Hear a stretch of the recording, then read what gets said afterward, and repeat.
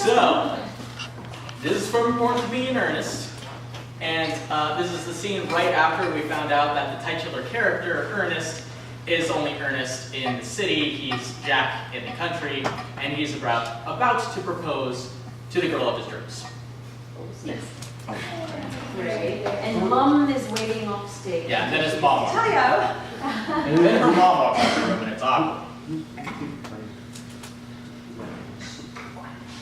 We good?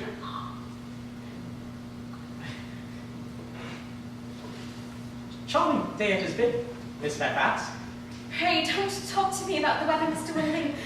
Whenever people talk to me about the weather, I'm always quite certain that they mean something else. And that makes me so nervous. I do mean something else. I thought so. In fact, I am never wrong. If I may be allowed to take advantage of Lady Bracknell's temporary absence. I would certainly advise you to do so. Mamma has a way of coming back into a room suddenly that I often have to speak to her about. Miss Fairfax, ever since I've met you, I've admired you more than any other girl I've met since I met you. Yes, I am quite well aware of the fact.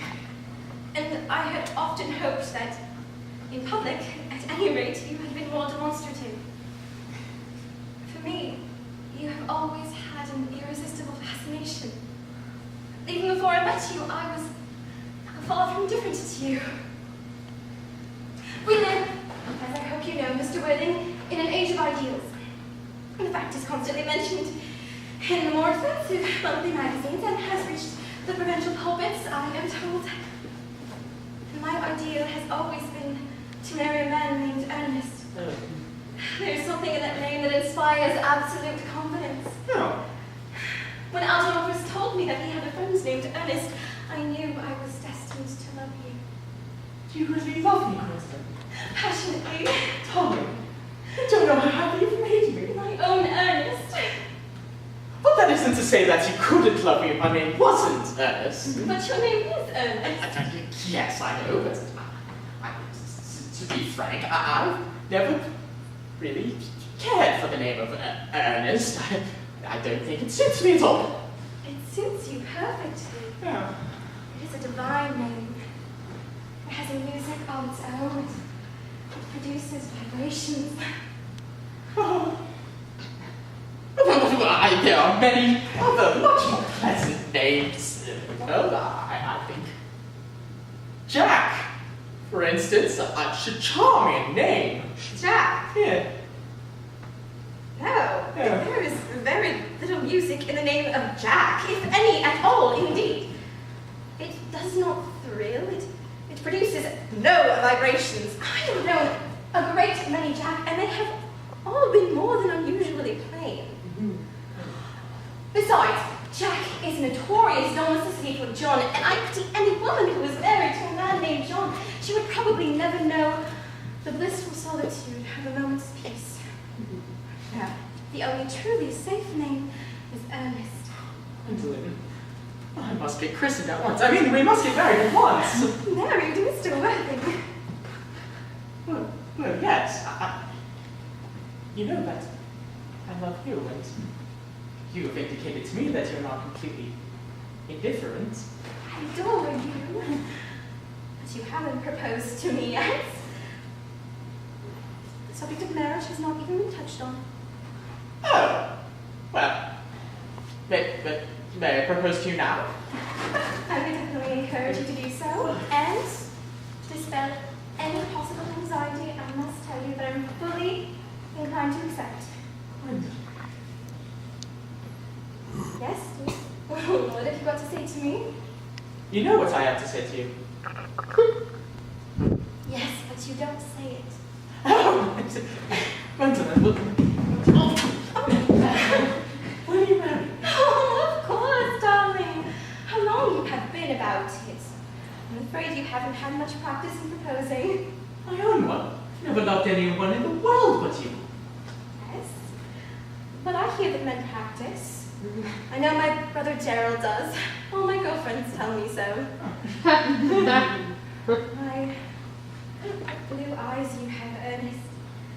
hair quite blue. I hope you will always look to me just like that, especially when other people are present. Mr. Wood. Right, sir, from this semi-recumbent position, it is most endeavorous. Mama, I must beg you to order. Mr. Worthing has not quite finished, yes? Finished with what, may I presume? I am engaged to Mr. Worthing, Mama. Pardon me, you are not engaged to anyone. When you do become engaged, I or your father, should his health permit him, will inform you of the fact. An engagement should come upon a girl as a surprise, whether pleasant or unpleasant, as the case may be. A girl could hardly be regarded as to make a decision herself. No, Mr. Worthing, I have a few questions for you, and while I'm making these inquiries, you, Gwendolyn, will wait below in the carriage for me. Ah, Gwendolyn, in the carriage.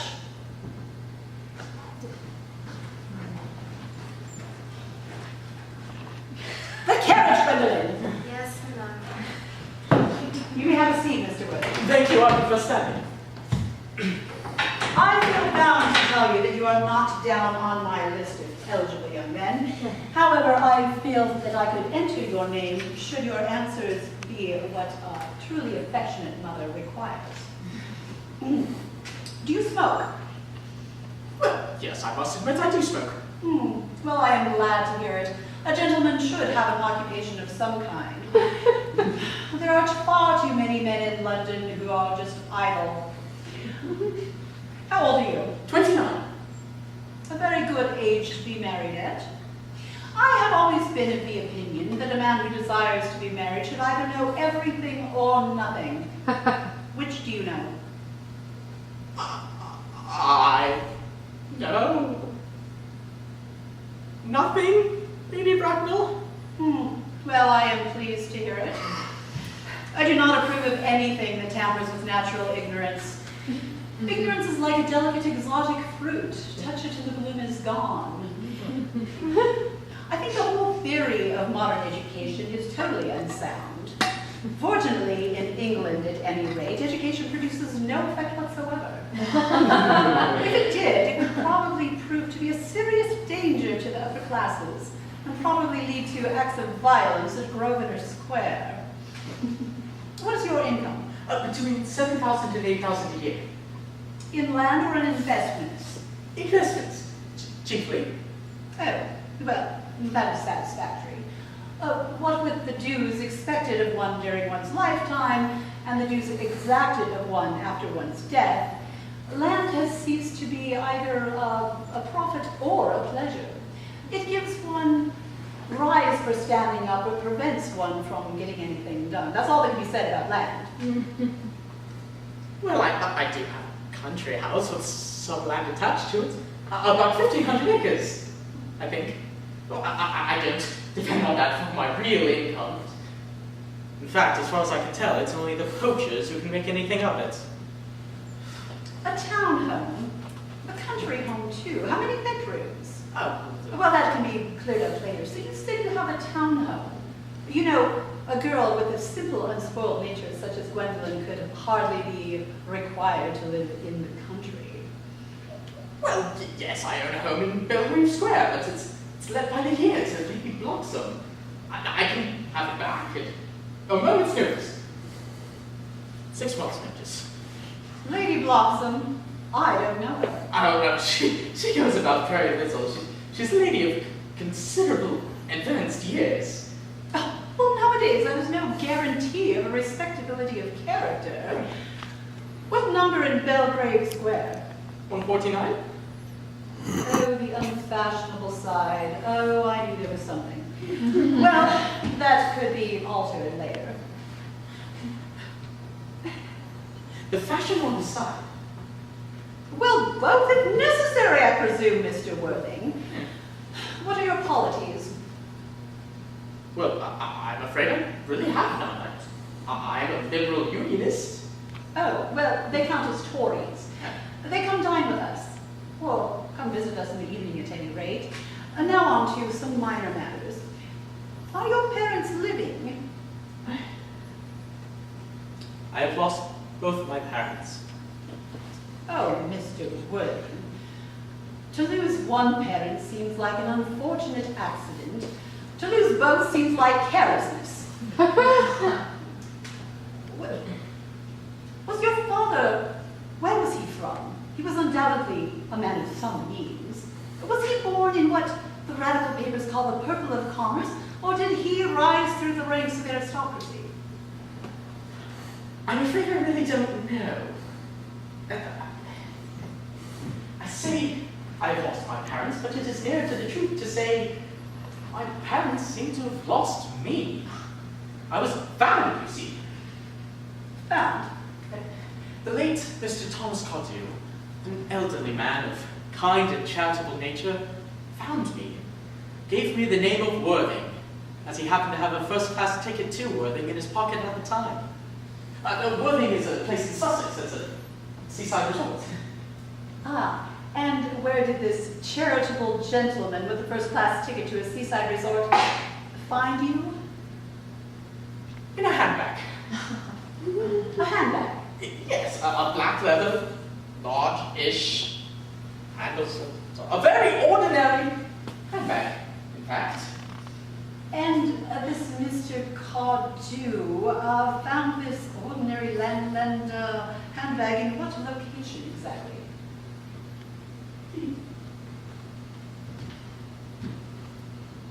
Baggage room at Victoria Station. Cloakroom at Victoria Station? The Brighton line. Oh, the line is immaterial, Mr. Worthing. I confess I feel somewhat confused by what you have just told me. To be born, or at any rate bred, in a handbag, whether it had handles or not, seems to me to display a dispersion for the ordinary decencies of family life, which reminds one of the worst excesses of the French Revolution. And I presume you know what that unfortunate movement led to.